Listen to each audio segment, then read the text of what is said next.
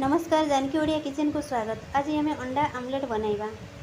अंडा आमलेट पाई मु 3टी अंडा को भांगी। प्रथम अंडा मु भांगी सारी। नेक्स्ट ये सेकेंड अंडा, नेक्स्ट ये थर्ड अंडा। अंडा भांगी सारिबा परे सेथिरे कटा जाइतिबा बहुत सारा पियाज, कटा जाइतिबा बहुत सारा टमाटर, स्वाद अनुसार हलदी, स्वाद अनुसार लुण, स्वाद अनुसार जीरा पाउडर, मु सुखिला लंका पकाई। आपन चाइले कंचा लंका पकाई पारिबे, गुंड लंका पकाई पारिबे, धनिया पत्र भी पकाई पारिबे। धनिया पत्र मु स्किप करिछि।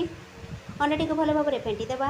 तावा गरम करवा। आपन चाइले कड़ाई नहीं पारिबे। तावा भल भाव में गरम हो गले से तेल पकाइबा। तेल भल भाव में गरम हो गले फेंटी देबा। अंडाटी को पकाई देबा।